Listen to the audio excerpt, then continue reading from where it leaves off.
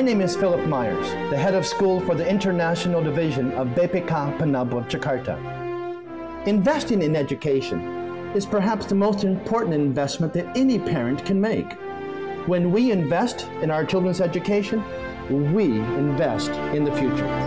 You may ask, why should I enroll my child or children in Penabur International? Why? Because at Penabur International, the investment is an investment that brings about proven results. Penabur was established in 1950 and has been operating, growing ever since.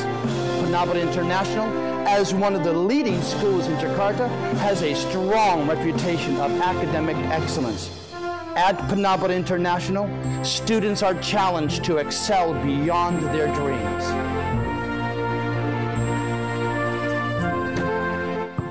Students develop critical thinking skills, learn to identify problems, and provide solutions while becoming leaders with strong character based upon Christian values. At Penabur International, students are equipped and prepared to face the global issues by the various foreign and local teachers who are highly qualified to teach the international curriculum with passion and with enthusiasm.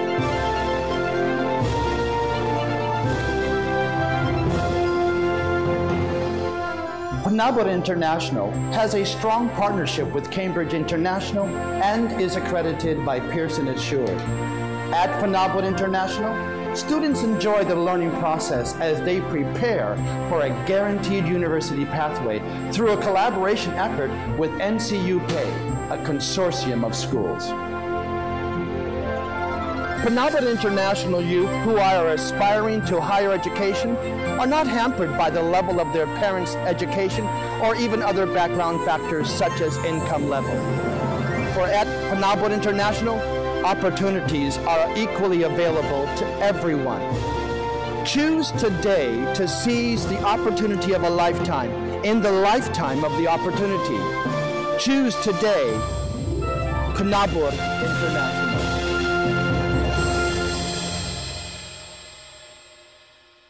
Selamat datang di Rumah Sakit Ukrida, berlokasi di Jalan Arjuna Utara nomor 6, Jakarta Barat.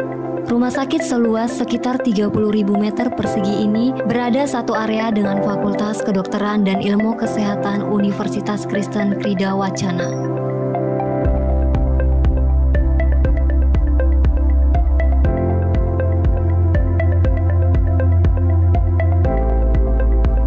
Dalam melayani, kami berpegang pada slogan Healing with Care, Caring with Heart. Kami berharap kehadiran kami dapat menjadi mitra terpercaya bagi masyarakat untuk menjadi sehat.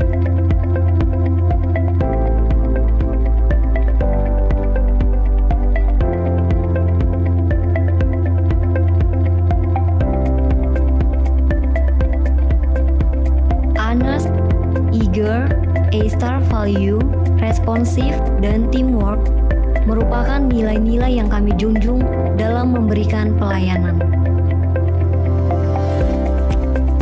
Sejumlah fasilitas kami adakan untuk menjalankan salah satu misi Rumah Sakit Ukrida, yaitu menyediakan fasilitas yang memadai dan berkeadilan bagi pasien, di antaranya radiologi,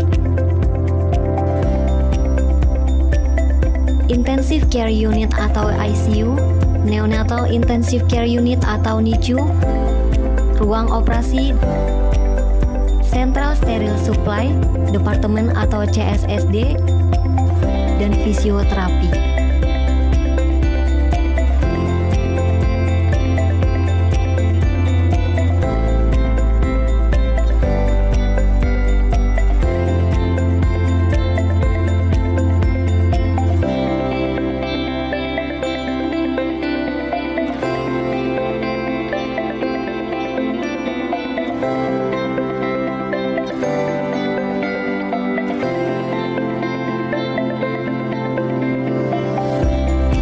Demi memaksimalkan pelayanan, kami menggunakan sistem informasi manajemen rumah sakit. Penggunaan SIM rumah sakit ini juga dimaksudkan untuk meminimalisasi pemakaian kertas. Selain itu, kami juga menggunakan pneumatic tube untuk memberikan pelayanan yang lebih cepat. Untuk Untuk mengenal lebih jauh mengenai Rumah Sakit Ukrida, mari kita dengarkan penjelasan dari Direktur Rumah Sakit Ukrida. Rumah Sakit Ukrida merupakan impian yang sudah lebih dari 50 tahun yang lalu. Hal ini untuk mendukung pendidikan di Fakultas Kedokteran untuk menghasilkan dokter-dokter yang berkualitas. Dan pada tahun 2007, semangat ini selaras dengan dikeluarkannya Undang-Undang Pendidikan Kedokteran. Setelah itu, berbagai usaha kami lakukan dan perizinan untuk mendirikan Rumah Sakit Ukrida didapatkan di tahun 2014. Direncanakan pada tahun 2020, Rumah Sakit Ukrida mulai beroperasi, tetapi seperti yang kita ketahui, di awal tahun 2020 terjadi pandemi, sehingga ada beberapa penyesuaian yang perlu dilakukan. Saat ini, Rumah Sakit Ukrida akan mulai beroperasi dan akan melayani pasien-pasien COVID-19. Dalam konteks pandemi COVID-19, kami berkolaborasi dan berkomunikasi dengan berbagai pihak, baik itu Dinas Kesehatan, Kementerian Kesehatan, dan berbagai stakeholder lainnya. Harapan kami untuk Rumah Sakit Ukrida tentu untuk menunjang pendidikan di Fakultas Kedokteran untuk menghasilkan dokter-dokter yang berkualitas. Selain itu, sebagai institusi pelayanan kesehatan, tentunya kami juga akan memberikan pelayanan kesehatan yang baik. Juga penelitian akan dilakukan di Rumah Sakit Ukrida, sehingga hasil-hasil yang didapatkan dapat bermanfaat untuk masyarakat. Untuk mencapai harapan-harapan tersebut, nilai-nilai akan kami tanamkan, khususnya bagaimana Rumah Sakit Ukrida dapat memanusiakan manusia. Artinya bagaimana setiap pasien, keluarga pasien maupun karyawan yang terlibat dapat merasa dipedulikan ketika berada di Rumah Sakit Ukrida. Mimpi 1967 itu pun telah terwujud. Kini kami hadir di tengah-tengah Anda untuk memberikan pelayanan terbaik.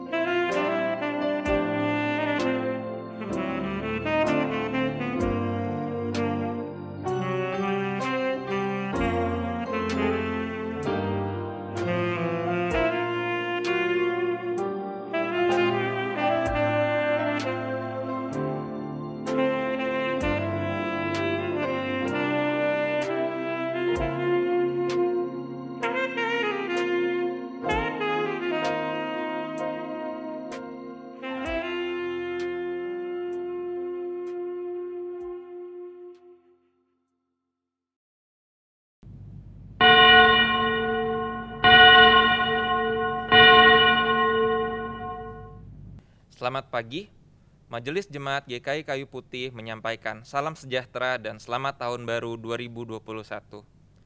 Di awal tahun ini, kita akan bersama-sama mengikuti kebaktian tahun baru secara premier. Semoga tahun 2021 menjadi tahun yang lebih baik lagi dari tahun-tahun sebelumnya, dengan penyertaan Tuhan dan pengharapan kepadanya. Sebelum kebaktian dimulai, kami akan memberikan beberapa informasi sebagai berikut. Perjamuan Kudus live streaming partisipatif. Pada hari Minggu, tanggal 3 Januari 2021 yang akan datang, Majelis Jemaat akan menyelenggarakan Sakramen Perjamuan Kudus live streaming partisipatif. Bagi umat dan simpatisan yang sudah dibaptis dan mengaku percaya atau CD, kami mengundang seluruh umat untuk mengikutinya dalam momen dan waktu yang bersamaan di rumah masing-masing. Kami mohon umat mempersiapkan roti dan anggur atau media lainnya seperti teh atau air putih. Berita duka cita.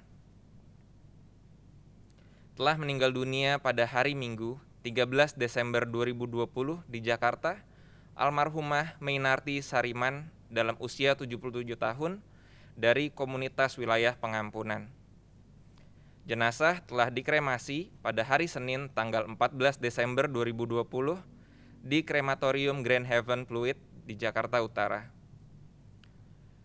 Telah meninggal dunia pada hari Selasa 15 Desember 2020 di Makassar, almarhumah Puang Titian Randanan Sumbu dalam usia 73 tahun. Ibu dari Yunita Randanan, penatua Jeki Parinusa, nenek dari Tristan Randanan Parinusa, Troy Andrew Parinusa, Trinity Diandra Parinusa dari komunitas wilayah Murah Hati. Jenazah telah dimakamkan pada hari Senin tanggal 21 Desember 2020 di makam keluarga Sangala di Toraja. Kepada keluarga-keluarga yang berduka, kami mendoakan agar teguh dalam iman dan menerima anugerah penghiburan dalam kasih Tuhan Yesus Kristus. Bagi umat yang memerlukan bantuan pelayanan, dapat menghubungi Sekretariat Gereja pada jam kerja dari hari Senin sampai dengan hari Minggu, dari jam 9 sampai jam 4 sore. Umat yang dikasihi Kristus, marilah kita mempersiapkan hati untuk memulai kebaktian tahun baru pada hari ini.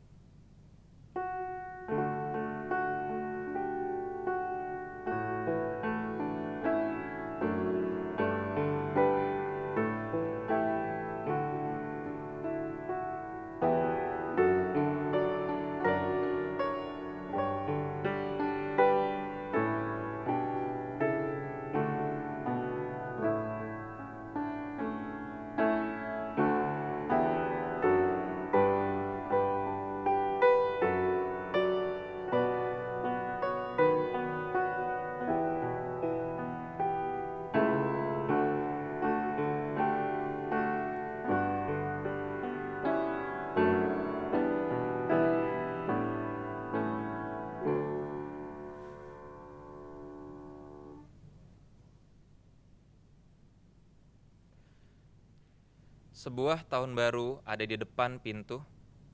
Harapan akan berkat berlimpah. Harapan akan kesempatan baru. Tahun yang penuh kejutan dan perubahan. Apa yang terjadi belum ketahuan. Sambutlah tahun baru dengan iman, karena Tuhan adalah Allah masa depan dan dengan hikmat-Nya kita akan berjalan. Sebuah tahun rahmat telah Tuhan buka. Mari memasukinya dengan sukacita, mari kita menyambutnya dengan hati berserah.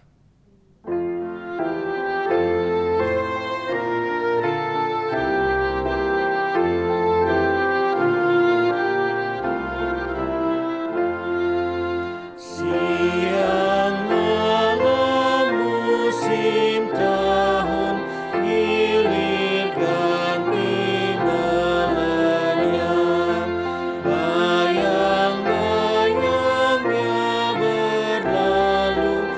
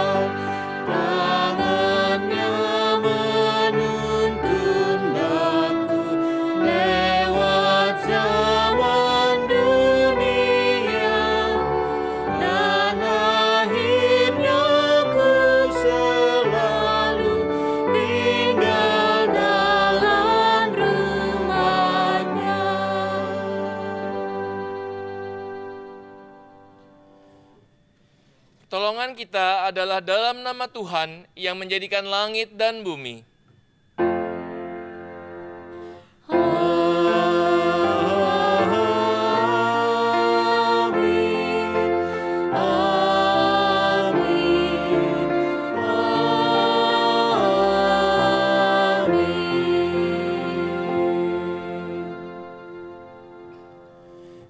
Damai Tuhan besertamu.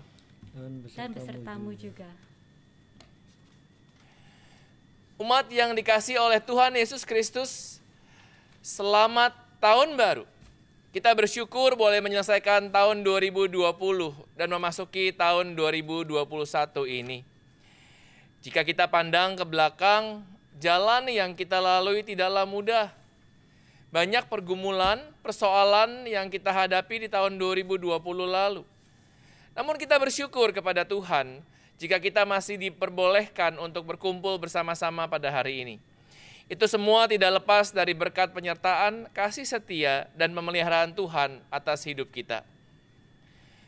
Pada tema hari ini, saudara-saudara sekalian, kita akan belajar dengan bersahabat dengan waktunya. Dan nats yang diambil untuk mendasari ibadah kita ada dari Yesaya 55 ayat yang ke-8 hingga yang ke-9. Sebab rancanganku bukanlah rancanganmu, dan jalanmu bukanlah jalanku. Demikianlah firman Tuhan, seperti tingginya langit dari bumi, demikianlah tingginya jalanku dari jalanmu, dan rancanganku dari rancanganmu. Biarlah melalui nats ini kita senantiasa diingatkan bahwa Allah memiliki rancangan yang jauh lebih indah dari yang bisa dipikirkan oleh manusia. Dan Ia ingin agar kita menjadi anak-anak yang senantiasa taat dan mempercayakan setiap proses hidup kita ke dalam tangan pemeliharaannya.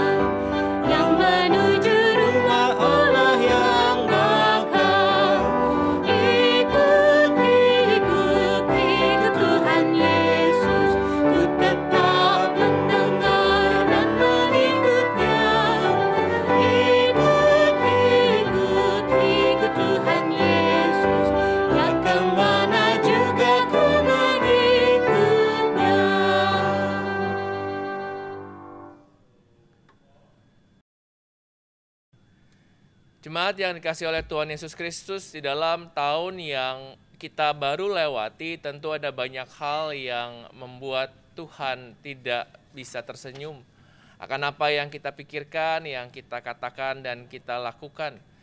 Dan biarlah untuk memasuki tahun yang baru ini, kita juga datang kepada Tuhan di dalam segala kerendahan hati, masuk ke dalam hadirat-Nya, dan mengakui segala dosa-dosa yang telah kita perbuat, serta pelanggaran-pelanggaran kita di hadapan Tuhan. Umat dipersilahkan untuk mengambil waktu teduh pribadi.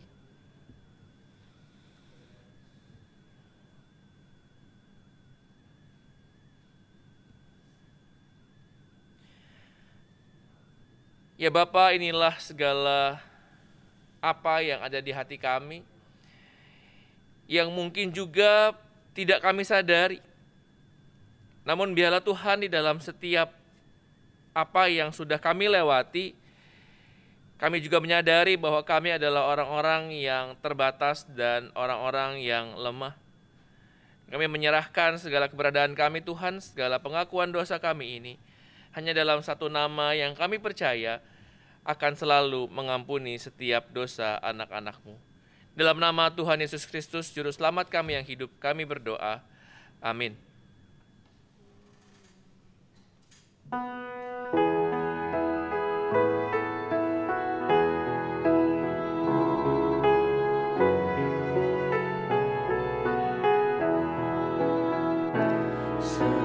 Sedekah yang terbaik ku berikan kepada Yesus Tuhanku.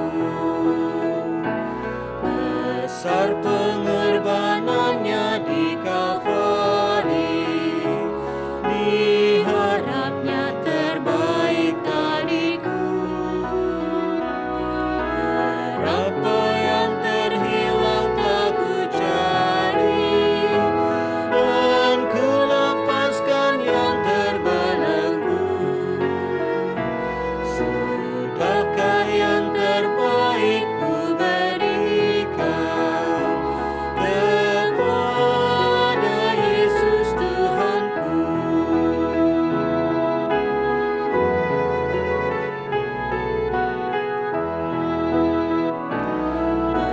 Begitu banyak waktu yang terluang, sedikit ku beri baginya.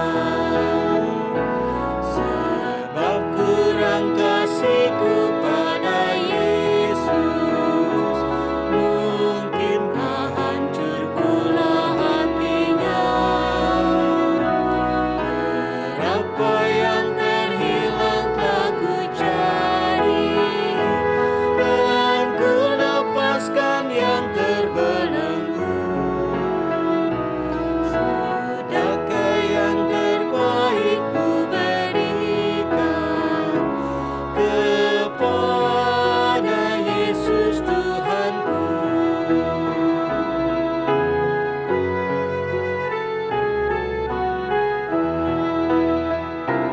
Ku tak mau lebih lama dalam jurang, ku panjat dindingnya terjang. Dunia yang kan binasa memerlukan derita kasih Allah yang kekal. Berapa yang terhilang telah ku cari, dan ku lepaskan yang terbelenggu. Sedekah yang terbaik ku berikan kepada Yesus Tuhanku.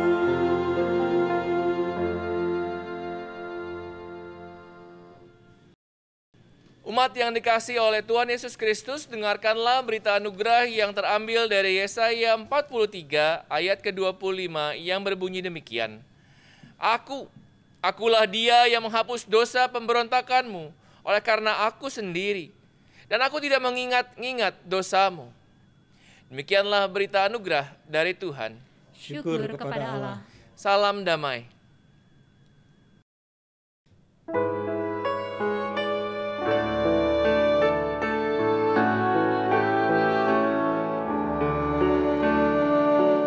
Setiamu Tuhanku tiada bertara, dikala suka di saat gelap.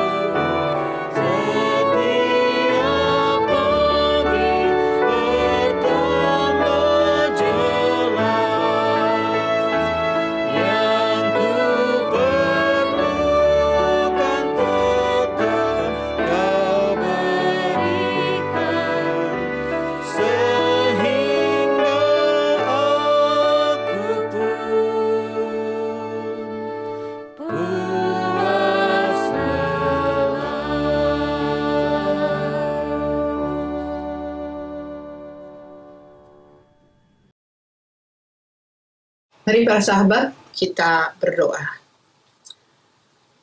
Ya Allah, ketika kami memasuki hari pertama di tahun 2021 ini, kiranya Engkau menolong kami untuk memaknai setiap waktu, setiap kesempatan yang kami jalani. Baik ketika kami telah melewati tahun 2020, dan ketika kami memasukinya hari ini. Biarlah ini menjadi sebuah petanda, anugerah dan kasih setiamu akan selalu mengiringi kami di hari-hari ke depan. Karena itu, biarlah Roh Kudus Tuhan menolong kami untuk mendengarkan dan juga melakukan firman-Mu. Kami serahkan seluruhnya hidup kami kepada Allah, Sang Pemilik waktu, dan juga pemilik hidup kami. Berkata-katalah ya Allah, karena kami anak-anak-Mu telah siap untuk mendengarkan. Hanya di dalam satu nama, yaitu Tuhan Yesus Kristus, firman yang hidup, kami berdoa dan memohon. Amin. Para sahabat, mari kita membuka Alkitab kita dari Pengkhotbah 3. Pengkhotbah 3 ayat 1 sampai 13. Untuk segala sesuatu ada masanya. Untuk apapun di bawah langit ada waktunya. Ada waktu untuk lahir. Ada waktu untuk meninggal. Ada waktu untuk menanam. Ada waktu untuk mencabut yang ditanam. Ada waktu untuk membunuh. Ada waktu untuk menyembuhkan. Ada waktu untuk merombak. Ada waktu untuk membangun. Ada waktu untuk menangis. Ada waktu untuk tertawa. Ada waktu untuk meratap. Ada waktu untuk menari. Ada waktu untuk membuang batu. Ada waktu untuk mengumpulkan batu. Ada waktu untuk memeluk. Ada waktu untuk menahan diri dari memeluk. Ada waktu untuk mencari. Ada waktu untuk membiarkan rugi. Ada waktu untuk menyimpan. Ada waktu untuk membuang. Ada waktu untuk merobek. Ada waktu untuk menjahit. Ada waktu untuk berdiam diri. Ada waktu untuk berbicara. Ada waktu untuk mengasihi. Ada waktu untuk membenci. Ada waktu untuk perang. Ada waktu untuk damai. Apakah untung pekerja yang dikerjakannya dengan berjerih payah? Aku telah melihat pekerjaan yang diberikan Allah kepada anak-anak manusia untuk melelahkan dirinya. Ia membuat segala sesuatunya indah pada waktunya. Bahkan ia memberikan kekekalan dalam hati mereka. Tetapi manusia tidak dapat menyelami pekerjaan yang dilakukan Allah dari awal sampai akhir. Aku tahu untuk mereka tidak ada yang lebih baik daripada bersuka-suka dan menikmati kesenangan dalam hidup mereka. Dan bahwa setiap orang dapat makan, minum, dan menikmati kesenangan dalam segala jeripayanya. Itu juga adalah pemberian Allah. Saudara-saudara yang berbahagia adalah setiap kita yang mendengarkan firman Tuhan dan yang melakukannya dalam hidup kita sehari-hari. Haleluya.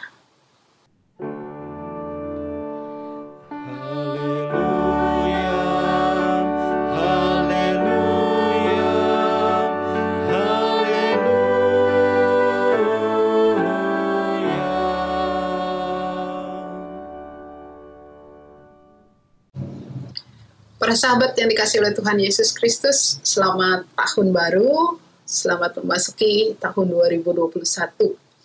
Bicara soal tahun baru, kita selalu mengingat akan hari-hari atau juga tepatnya waktu yang kita jalani, yang telah kita jalani atau yang akan kita jalani pada masa di tahun 2021 ini.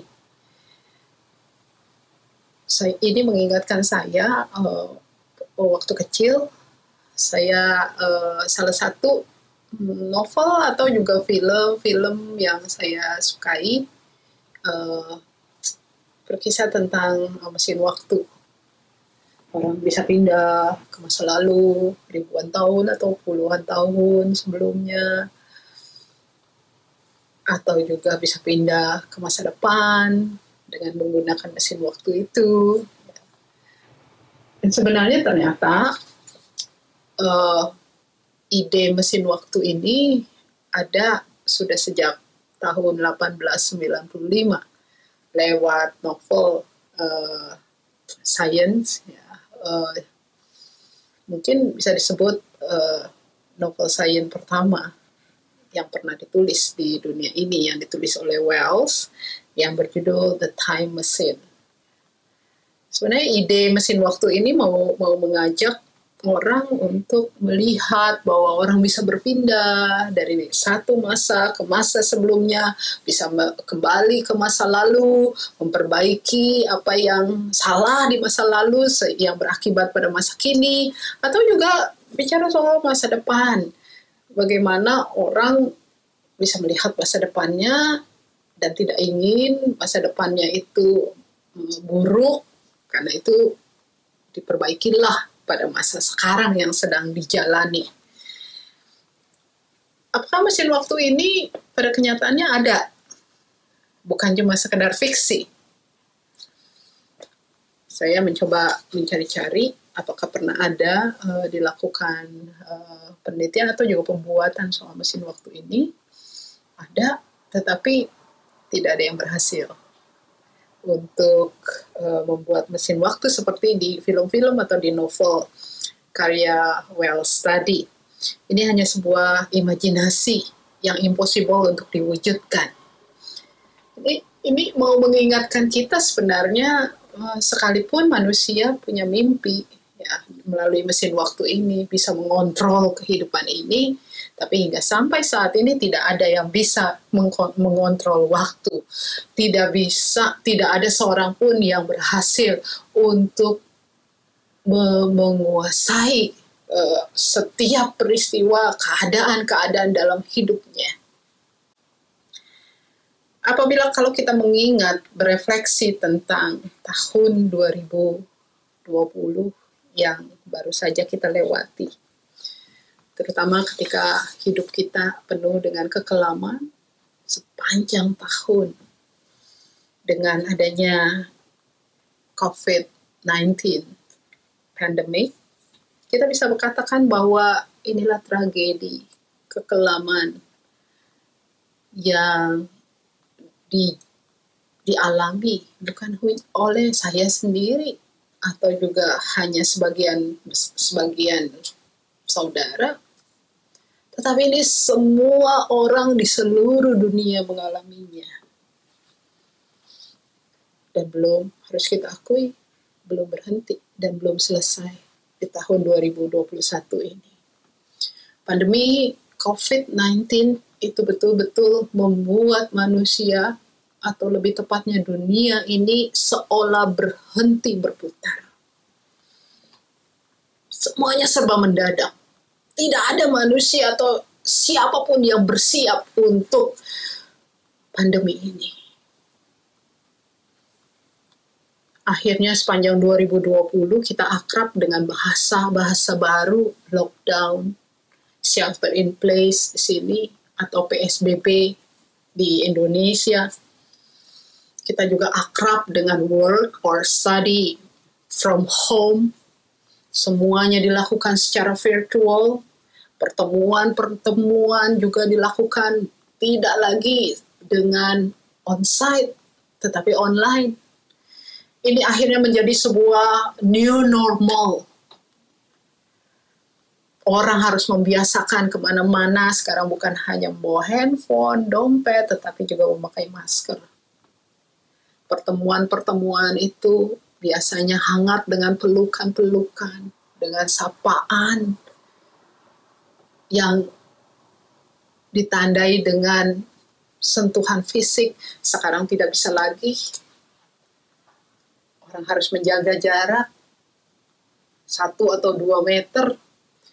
Kebiasaan baru juga, kemana-mana kita harus membawa hand sanitizer.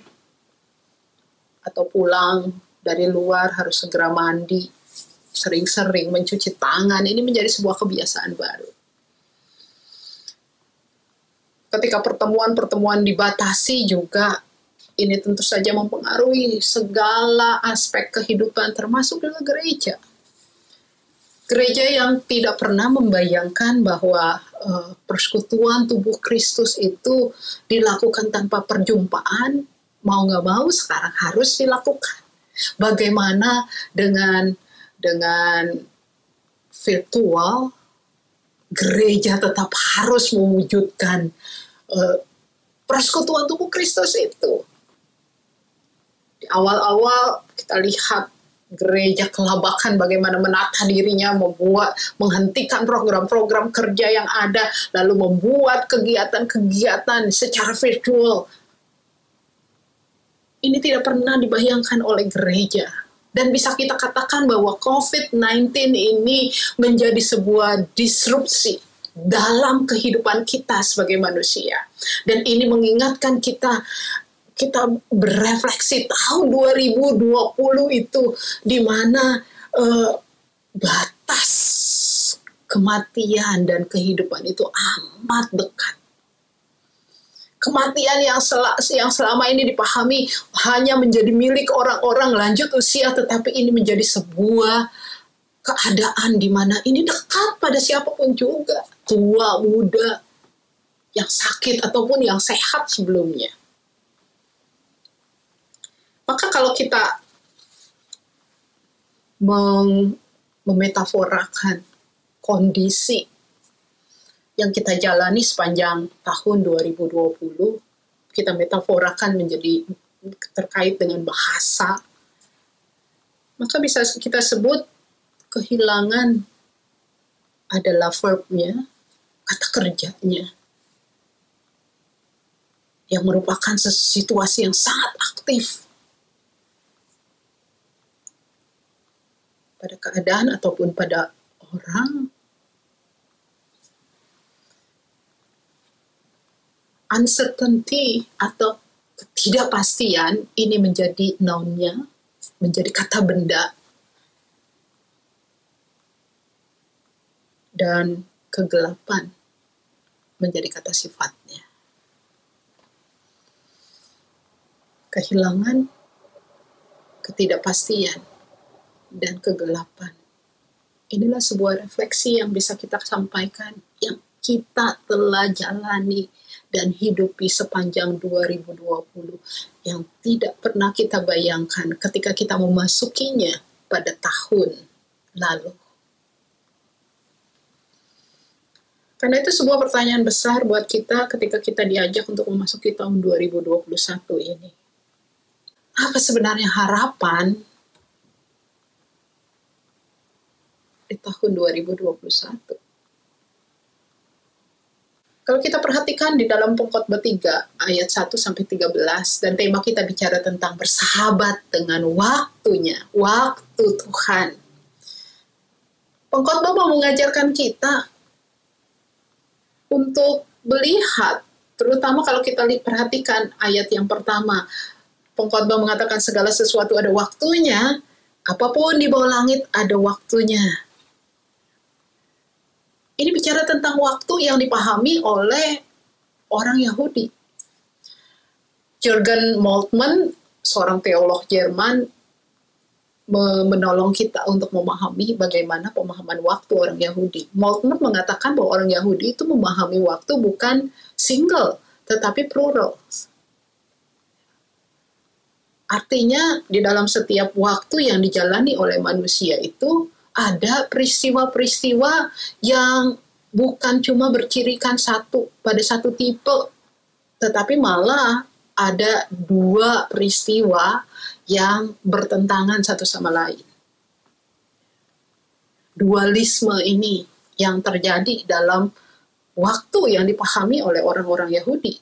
Karena itu tidak heran misalnya di ayat yang kedua sampai 8 dikatakan bahwa ada waktu untuk lahir, ada waktu untuk mati, ada waktu untuk tertawa, ada waktu untuk menangis, ada waktu untuk memeluk, ada waktu untuk melepaskan dari memeluk, ada waktu untuk mengasihi, ada waktu untuk membenci, ada waktu untuk perang, ada waktu untuk damai, ada waktu untuk memeluk, ada waktu untuk membuang batu, ada waktu untuk mengumpulkan batu, dan seterusnya. Ini gambaran waktu yang dipercaya oleh orang Yahudi, bahwa di dalam hari-hari yang dijalani selalu ada yang baik dan ada yang buruk. Ada suka, ada duka. Dan roda waktu ini berjalan sesuai dengan polanya. Pengkhotbah dengan jelas ingin mengatakan bahwa ketika roda waktu ini berjalan sesuai dengan polanya, maka tidak ada satu manusia pun atau satu ciptaan pun yang bisa mengontrolnya. Dan di sini juga pengkhotbah secara realistis mau mengatakan bahwa, hey, terimalah bahwa memang hidup ini tidak selalu baik-baik saja. Kalau kita siap dengan keadaan yang menggembirakan dan suka, maka pengkhotbah mengatakan realistislah, bersiaplah bahwa dalam hidup ini bisa terjadi banyak gangguan-gangguan, kemalangan demi kemalangan yang tidak bisa dihindari oleh siapapun juga. Dan ini menjadi bagian dari kehidupan.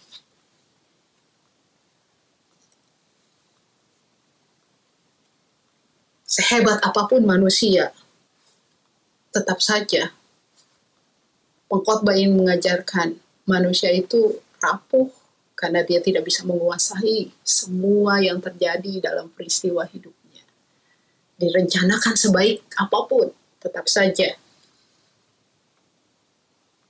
yang menyedihkan, yang malang, itu bisa terjadi.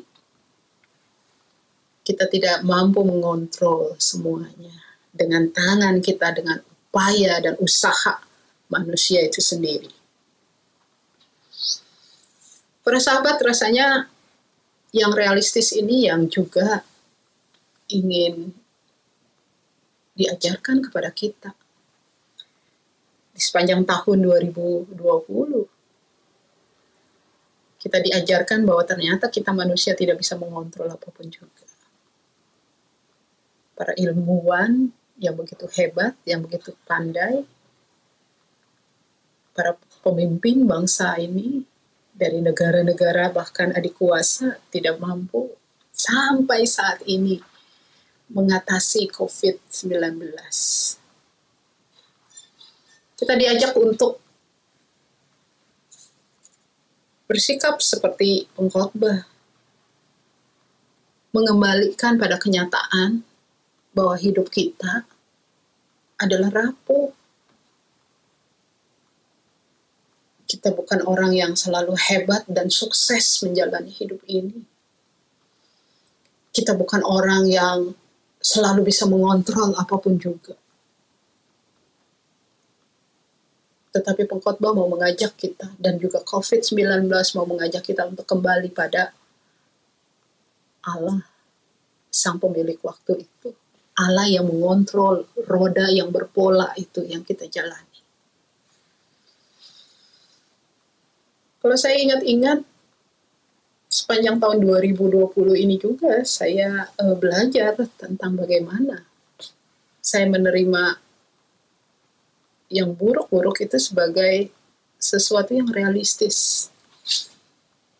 Kalau bisa dilihat, tahun 2020 ketika mengawalinya saya sudah punya banyak rencana untuk studi saya. Tetapi begitu COVID datang, semua tiba-tiba rencana saya harus berubah. Ketika sekolah, ketika perpustakaan ditutup dan tidak ada orang yang belajar di sana, saya harus mengubah pola, dan ini ini mengubah semua rencana saya. Stres, iya. Berbulan-bulan saya mengalami susah tidur. Saya mengalami kegelisahan dan saya nggak tahu mau apa. Dan pada saat itulah saya rasanya harus berada pada pilihan. Pilihannya adalah apakah saya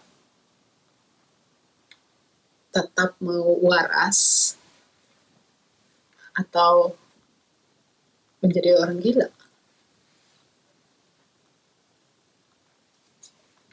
Gila karena saya depresi, nggak bisa mencapai semua yang saya rencanakan, semua rencana saya gagal. Dan saya terus ngotot, sementara saya tidak mampu untuk mengerjakan sesuai dengan apa yang saya rencanakan, semuanya serba terhenti. Atau saya menjadi orang yang waras, yang ya sudah, saya menerima bahwa semuanya ini tidak bisa seperti apa yang saya bayangkan, tidak bisa saya kontrol.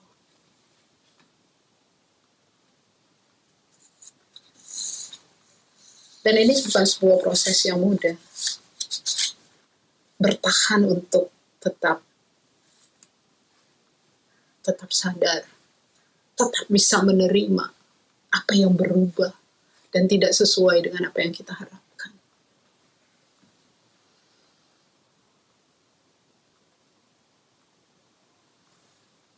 Dan rasanya ini juga lah yang diajarkan oleh pengkhotbah.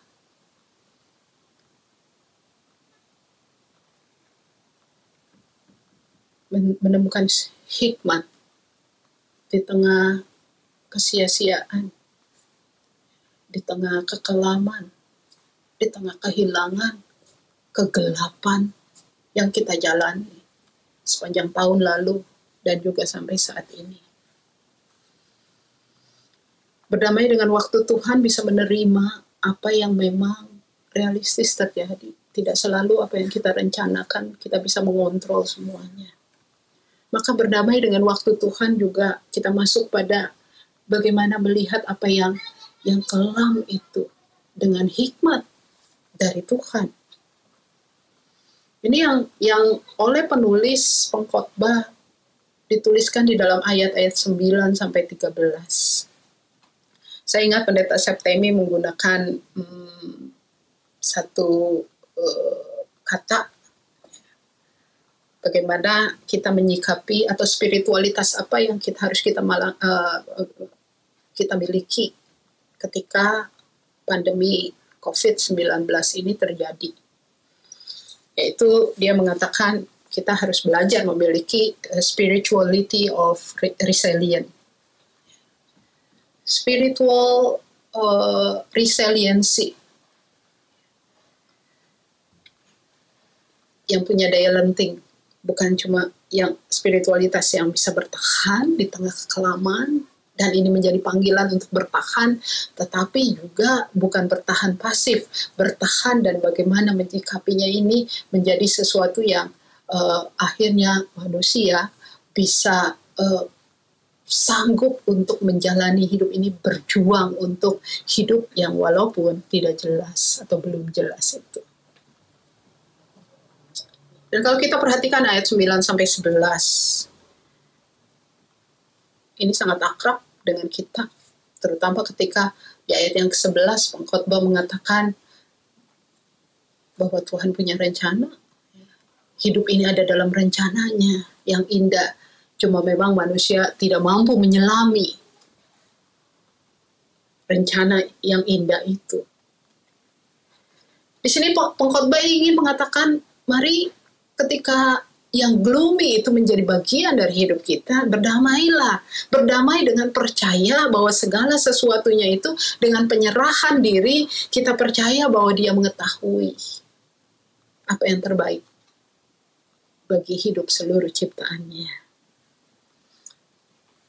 Ini cara pengkhotbah untuk mengajak para pendengarnya untuk di tengah kekelaman hidup, mari bertahan. Bertahan dengan apa? Bertahan dengan berserah penuh. Bahwa Tuhan bekerja, sekalipun manusia kelihatannya tidak mampu untuk melihat cara kerja Tuhan, rencana Tuhan yang indah itu.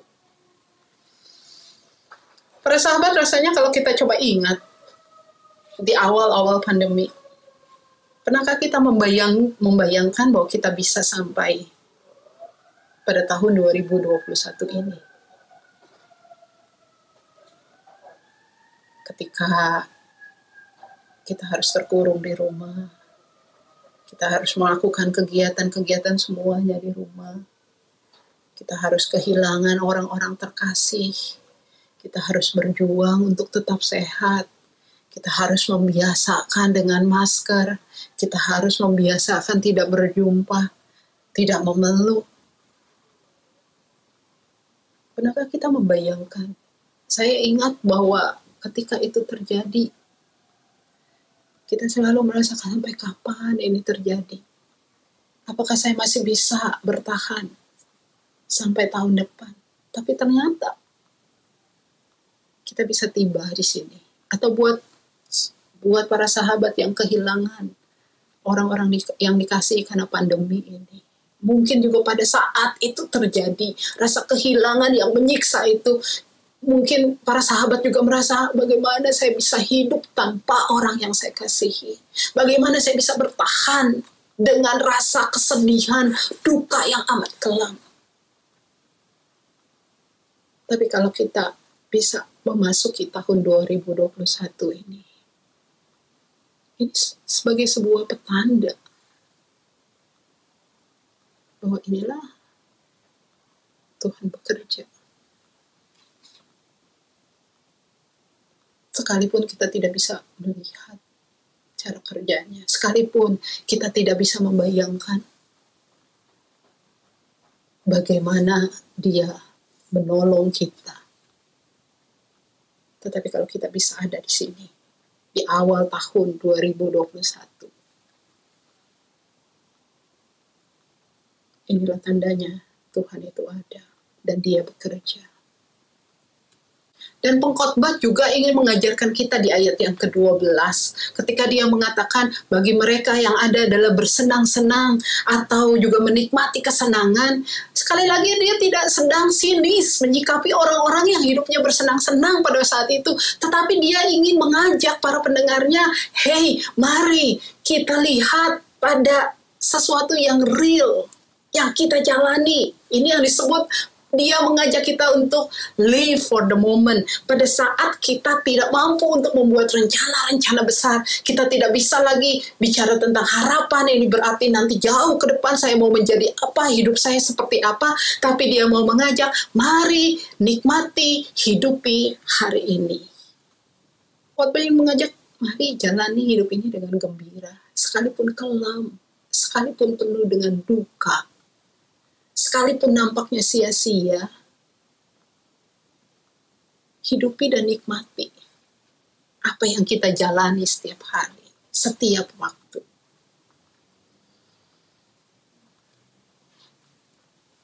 Ini yang dalam bahasa Inggris digunakan kata seize the day, atau dalam bahasa Latin carpe diem.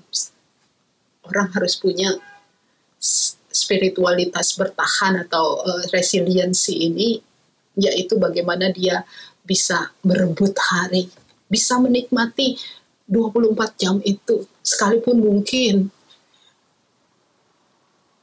sepanjang 24 jam itu ada banyak susahnya, ada banyak dukanya, tapi bagaimana merebut hari, ada sesuatu yang mendatangkan sukacita. Dan kita lihat pandemi ini mengajarkan kita di tengah kekelaman, mari kita merebut hari itu. Di tengah ketakutan, di tengah kesedihan, di tengah kehilangan yang amat besar. Bagaimana saya menyadari, bagaimana kita menyadari, pandemi ini juga memperlihatkan ada kebaikan, ada penghiburan, ada kekuatan di dalam setiap detik, menit, dan jam-jam yang kita lalui setiap harinya. Bagaimana kita merebut hari? Ayat 13 pengkhotbah mengajarkan kalau mereka dapat makan, minum, menikmati kesenangan, itu semua adalah anugerah Tuhan. Pengkhotbah mau mengatakan bahwa yang disebut mari merebut hari, menikmati hari di tengah kekelaman hidup itu bukan dengan hal-hal yang sulit atau sesuatu yang besar, tetapi pada hal-hal yang sederhana, yang biasa. Makan, minum, dan itu semuanya, kalau manusia bisa menikmati semuanya itu adalah anugerah Tuhan. Dari yang sederhana, dari keseharian hidup itu, disitulah Tuhan memberikan kekuatan dan anugerahnya. Dan tadi kalau kita pikir, kita tidak pernah bisa membayangkan pada awal pandemi kita bisa bertahan sampai saat ini.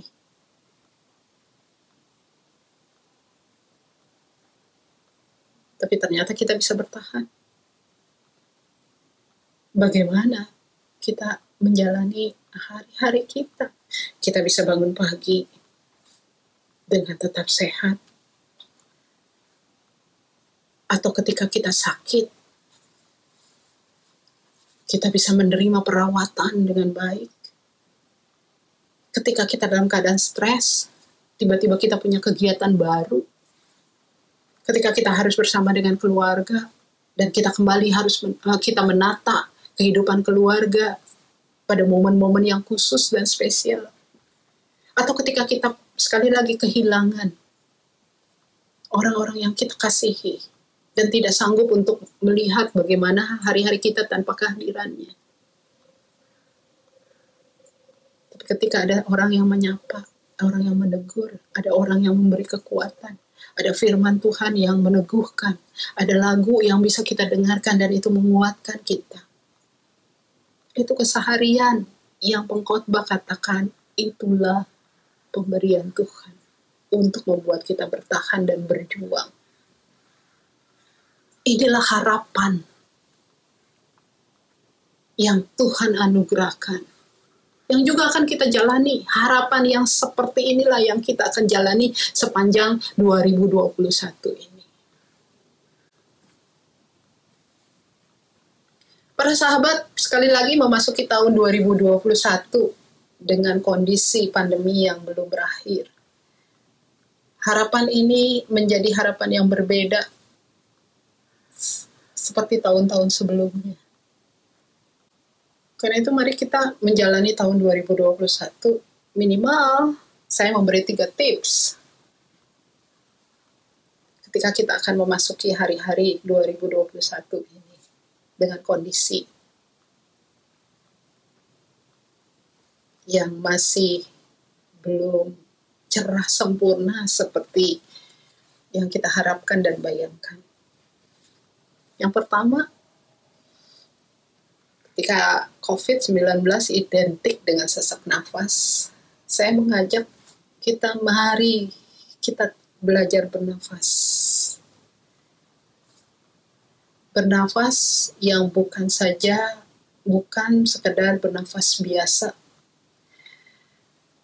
tetapi bernafas di mana kita sungguh menghirup dan mengeluarkan nafas itu sambil merasakan bahwa inilah hidup, inilah udara yang Tuhan anugerahkan kepada kita, dan kita ingin menikmatinya sebagai sebuah anugerah. Nafas yang juga menjadi metafora bahwa hidup yang kita jalani, kita harus bisa menerima berbagai keadaan. Kalau kita siap dengan keadaan-keadaan yang gembira, yang bersukacita, yang membuat kita tertawa, maka belajar bernafas di sini juga adalah kita diajak untuk mari belajar untuk bersiap menerima duka. Sesiap kita menerima suka. Mari belajar bernafas di mana kita siap untuk menerima air mata, seperti kita siap menerima hawa. Mari belajar bernafas. Kita siap untuk mendapatkan kegagalan. Sama sesiap kita memperoleh keberhasilan. Yang kedua, tips yang kedua, mari nikmati hidup ini, hari ini, detik ini, jam ini, dalam setiap harinya. Karena disinilah sesungguhnya sukacita bisa kita rebut di tengah kelamnya hidup. Saya ingat Henry Nouwen mengatakan bahwa joy itu, sukacita itu tidak sesimpel seperti yang kelihatannya. Kenapa? Karena sesungguhnya ketika sukacita itu ada di antara duka, seperti mata uang, suka dan duka. Maka yang harus kita pilih dalam kondisi suka dan duka itu adalah yang suka. Joy itu harus kita rebut. Dan ini sebuah pilihan yang harus terus-menerus dihidupi. Bagaimana kita tetap memilih sukacita di tengah duka. Dan tips yang ketiga, hayati bahwa hidup kita ini adalah seperti sebuah puzzle. Puzzle dari rencana Tuhan yang indah. Yang tidak berjalan seperti apa yang kita kehendaki, yang tidak bisa kita lihat dengan jelas keindahannya. Tapi satu persatu itu akan memperlihatkan apa yang baik, apa yang indah. Kata-kata pada dinding ini, inilah yang diingatkan, diajarkan oleh Albert Schweitzer. Ketika dia mengatakan bahwa sekalipun kayaknya hidup ini semuanya itu hancur dan jatuh, kalau kita mengalami itu, mari terus berjuang dengan apa? Kadang-kadang perlu mentertawakan kebingungan kita menjalani hidup ini. Mentertawakan ada hal-hal bodoh yang kita lakukan. Atau juga mentertawakan keadaan yang tidak bisa kita pilih, tapi itu terjadi. Kita menghidupi hari ini, momen ini, saat ini, menjalaninya, dan percaya bahwa segala sesuatu itu ada rencana, ada alasannya, ada dalam rencana Tuhan. Schweitzer mengatakan ini bukan hal yang gampang, apalagi ketika dia harus menjadi bagian dari korban kekerasan Nazi. Inilah cara dia bertahan.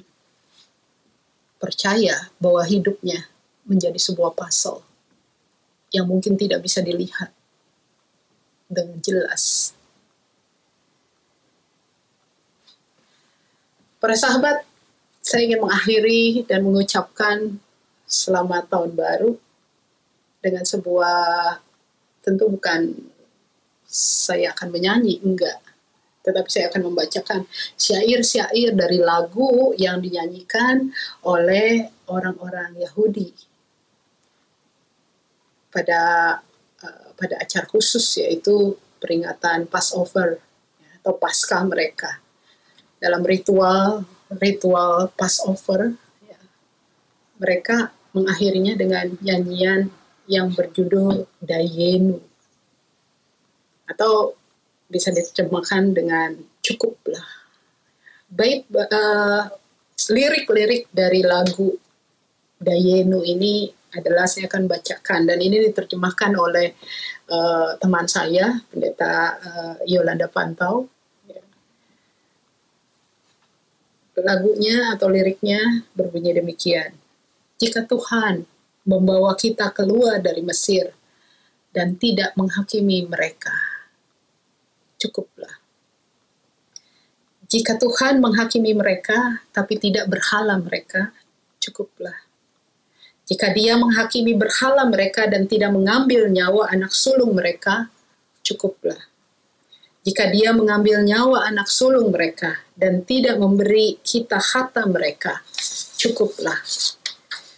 Jika Tuhan memberi kita harta mereka dan tidak membelah laut bagi kita, cukuplah. Jika Dia membelah laut bagi kita dan tidak membawa kita sampai ke dataran kering, cukuplah. Jika Dia membawa kita ke dataran kering dan tidak menenggelamkan para penindas kita, cukuplah. Jika Dia menenggelamkan para penindas kita dan tidak menolong kita selama 40 hari di padang gurun, cukuplah. Jika Dia menolong kita selama 40 tahun di padang gurun dan tidak memberi kita mana, cukuplah. Nyanyian ini mengajarkan sebuah kekayaan spiritualitas orang Israel. Bahwa sekalipun Tuhan tidak memberikan seperti apa yang diharapkan, dibayangkan, diminta oleh bangsa Israel, mereka tetap percaya ini cukup. Kasih karunia Tuhan itu cukup buat hidup mereka. Tapi Dayenu juga mengajarkan untuk melihat bahwa Tuhan memberikan lebih dari apa yang mereka bayangkan. Tuhan bekerja melampaui dari apa yang mereka minta. Maka kalau kita coba menyanyikan lagu ini pada konteks kita, mungkin kita bisa mengatakan, jika Dia memberi kita untuk ada pada tahun 2021 ini dan tidak menghentikan COVID-19,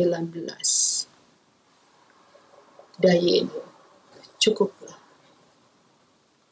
Jika Dia menghentikan COVID-19 dan tidak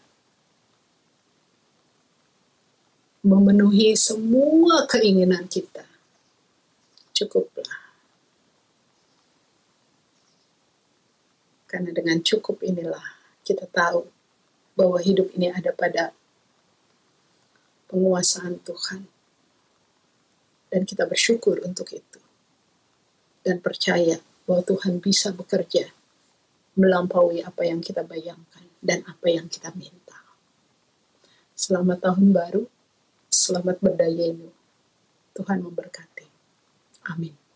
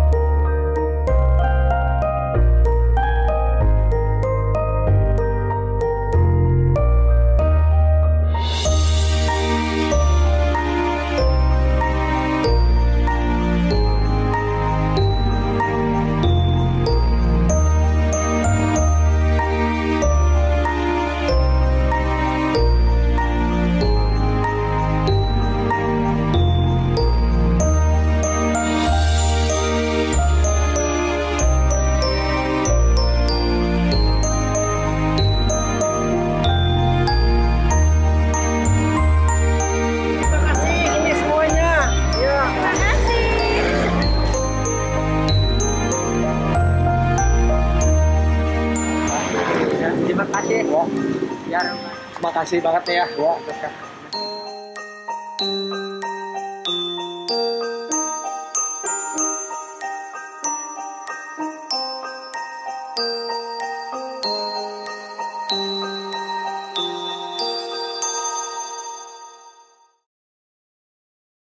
Marilah kita bersama dengan umat Allah di masa lalu, masa kini dan masa yang akan datang, mengingat pengakuan pada baptisan kita, seturut pengakuan iman rasuli demikian.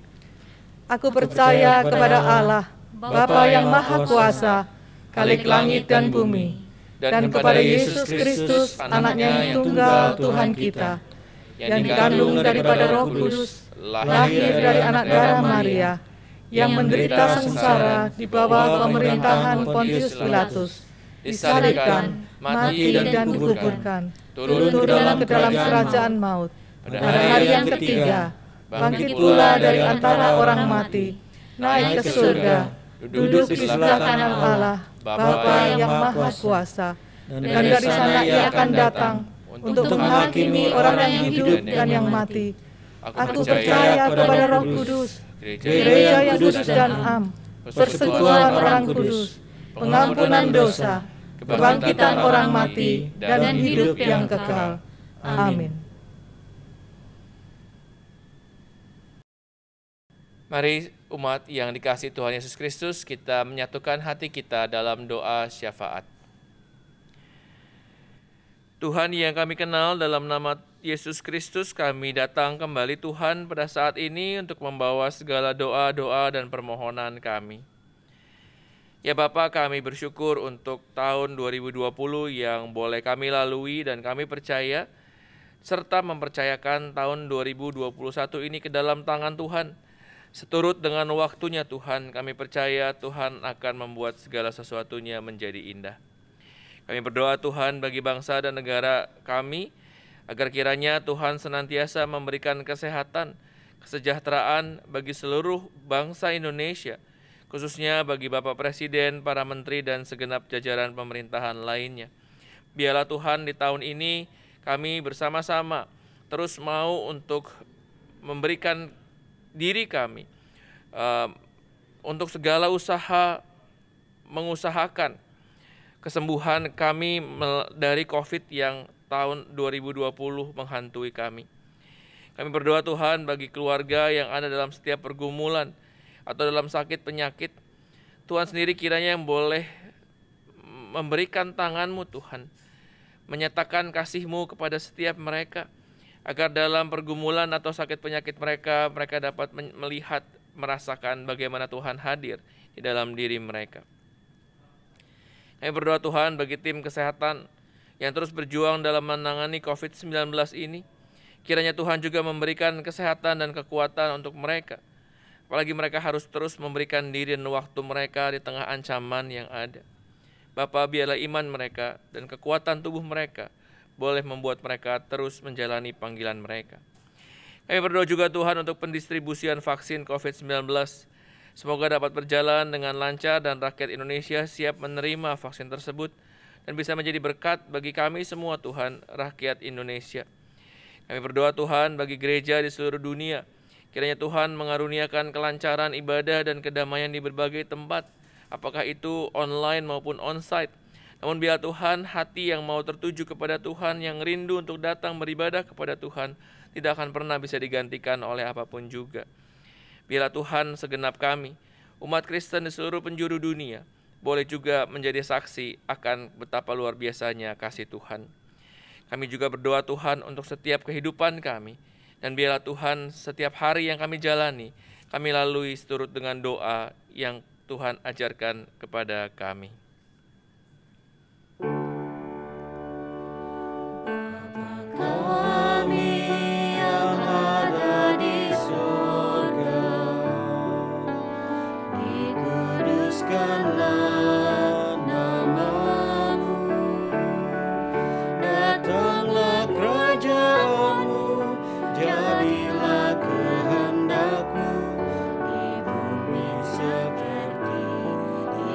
So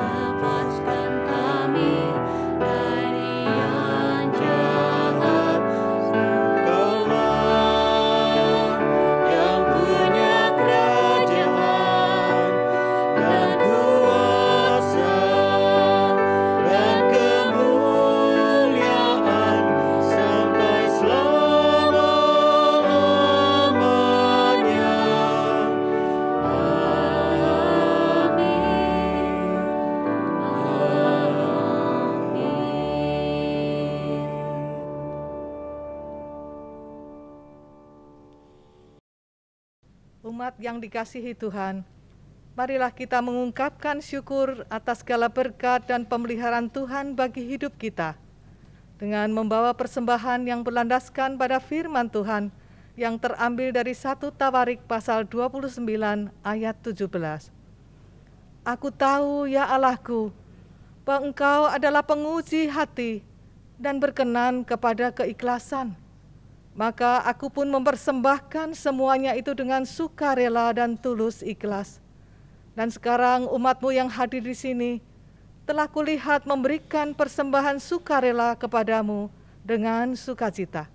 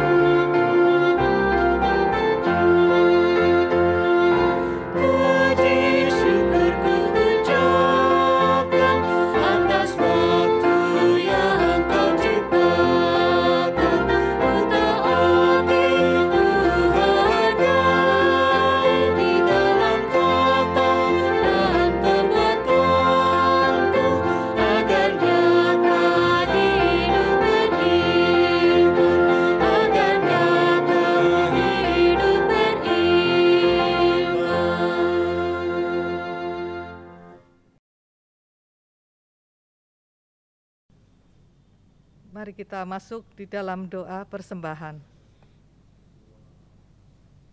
Terpujilah Engkau Allah yang kasih setianya tidak pernah berubah sampai hari ini. Kami sungguh bersyukur untuk setiap kesempatan, kesehatan, dan waktu yang Engkau beri. Hari ini kami masuki hari yang pertama di tahun yang baru. Kami ingin membawa rasa syukur dan sukacita kami kepadamu melalui persembahan materi yang kami berikan hari ini. Terimalah ya Tuhan persembahan kami ini. Kiranya Engkau berkenan memberkati umat-Mu yang sudah memberi dengan sukacita dan tulus hati. Berkati juga majelis jemaat, agar dengan hikmat Tuhan dapat mengelola persembahan ini dengan baik dan benar bagi kemuliaan nama-Mu. Kami alaskan doa kami yang tidak sempurna ini di dalam nama Tuhan Yesus, Juru Selamat dan Penebus kami yang hidup. Amin.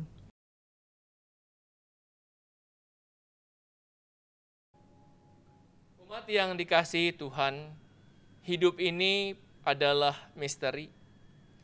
Kita bisa membuat rencana yang hebat begitu rupa. Hari ini atau besok kami akan berangkat ke kota Anu, dan di sana kami akan tinggal setahun dan berdagang serta mendapat untung. Sedang kamu tidak tahu apa yang akan terjadi besok. Kita tidak tahu akan apa yang terjadi di tahun 2021. Namun biarlah setiap rancangan, resolusi yang kita buat di tahun baru ini, kita serahkan ke dalam Tuhan, Sang Empunya kehidupan. Dan kita belajar untuk meyakini dan mengimani akan rancangan Tuhan ini dalam hidup kita di tahun yang baru. Tuhan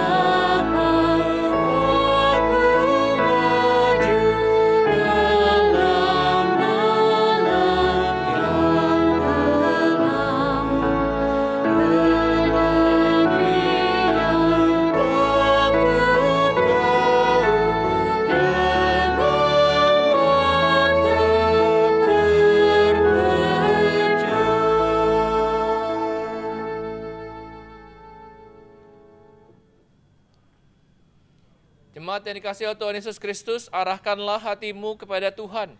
Kami mengarahkan hati kami kepada Tuhan. Biarlah Tuhan ada di kepalamu, dalam setiap pengertianmu, Tuhan ada di matamu. Dalam segala yang kau lihat, Tuhan ada di mulutmu. Dalam setiap pembicaraanmu, Tuhan ada di hatimu. Dalam setiap rencanamu, Tuhan ada di langkahmu sampai kepergianmu.